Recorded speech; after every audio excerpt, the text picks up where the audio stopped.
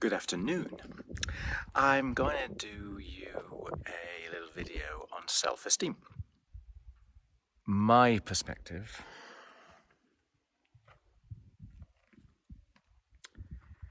is that when someone is coming because they are lacking in self-esteem, when they are lacking in self-confidence, it is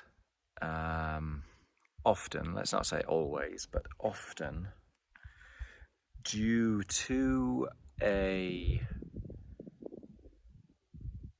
clear thought or a inner thought that something about them isn't good enough, isn't acceptable, is faulty, maybe even is shameful,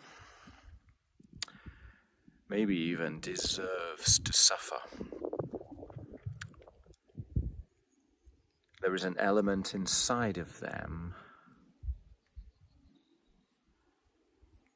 typically, that is being denied.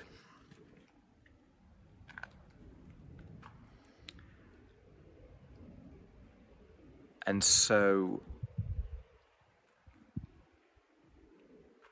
one way to come up with what it is which is being denied is to ask yourself a whole series of questions. Here's a good one. If you really knew me, you'd know that. And answer that question. And then say, if you really knew me, you'd also know that. And answer it again and do it 2 or 3 times. If you really knew my true feelings, if you really knew my true thoughts, then. Something like that.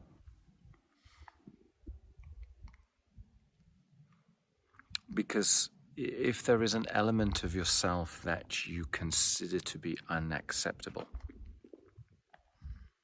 deserving of shame especially, then you're going to do everything in your powers to hide that from the world.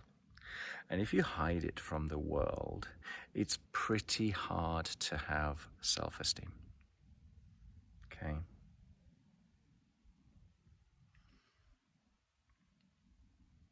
The other way that you can have a look at this is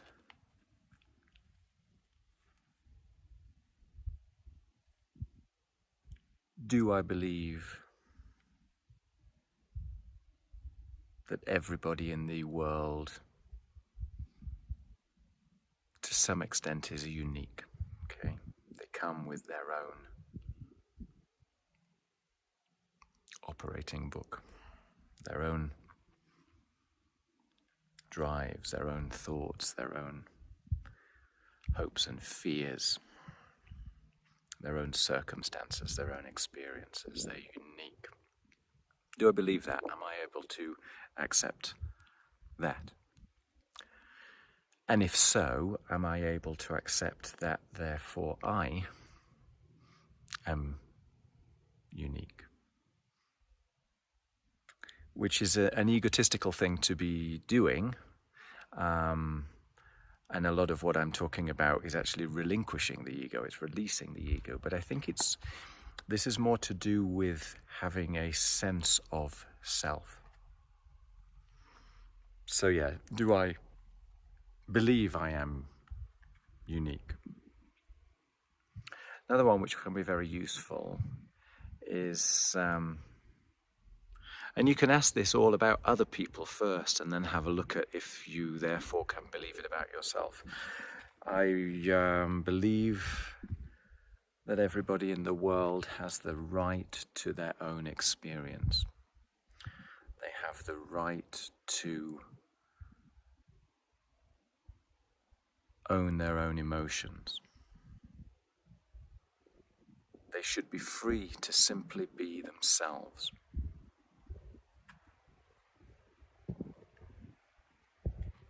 And if you can agree that for everybody else, can you believe it for yourself? I believe that I have the ability and the right, and I deserve to experience the whole range of my emotions, to experience the whole range of myself. Seems okay? Not hurting anybody by saying that.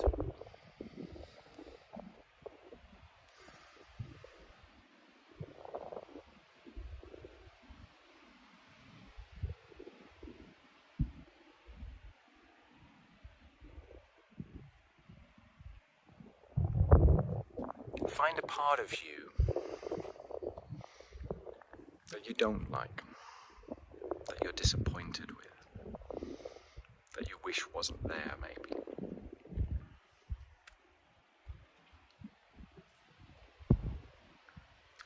If it's possible, and it might be easier if you write it down,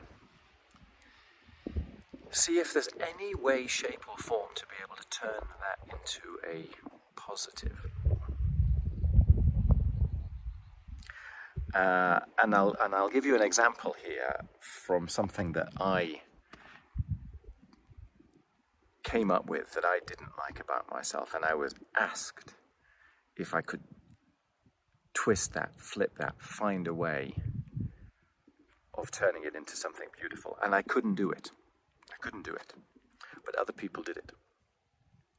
So what I came up with, and it was not a massive thing, but what I came up with was that I dislike when I don't express myself fully, when I limit myself, when I chain myself inside some kind of bubble in order to either protect myself or to protect other people, to look after the sympathies of other people. And you know, I couldn't find a way to turn that into something positive. I just simply couldn't. And it was the people around me, because I was brave enough at least to express this. It was the people around me who came up with, what did they come up with? I am beautiful when I am being myself. And maybe because it came from them, I was like, yeah, all right, that sounds okay. I am beautiful when I'm just being myself. Because indeed, that is the flip side of, I'm not too happy when I'm limiting myself. But personally, I couldn't see it. I had to ask somebody to come up with that. So if you can find something that you dislike about yourself, perhaps you can find a way, or perhaps you can ask somebody else to give you the positive flip side of it, the beneficial flip side of it, and maybe there's a way for you to then lean into that. But effectively what we're talking about here is a very similar story to the one for fixing guilt and shame. Okay? Effectively, there is an element of me that I distrust, dislike, or am embarrassed about, or feel guilty about, or feel shame about, and therefore I'm going to limit myself, but that makes me feel bad as well.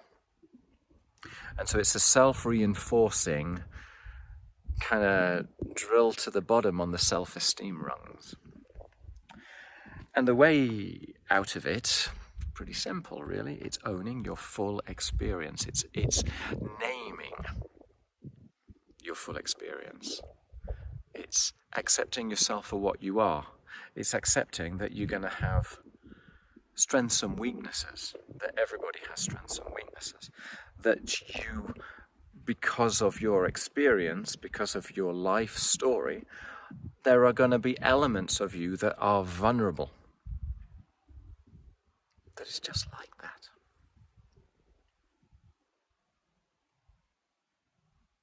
And owning that permits you the broader expanse of your emotional experience, your intellectual experience.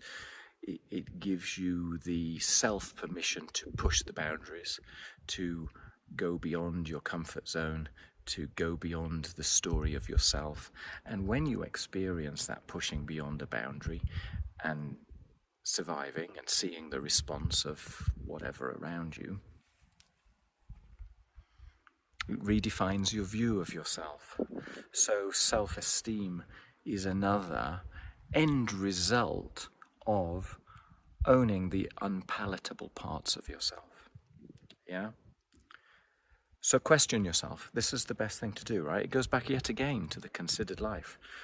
Consider the questions that you're asking yourself. Consider the stories that are running in your mind and ask, are they true? Where did they come from? Is that my story, or did I inherit that story? Did I learn that from somebody else? Was that someone else just uncomfortable about their own expressions and kind of transmitting that to me, and I picked it up, learned it without even realizing it, and now find myself repeating their story?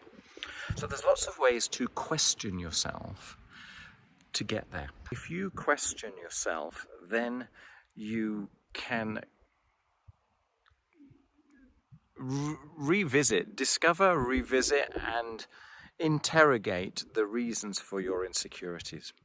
And when you do that, you're back on the considered route. You're back on the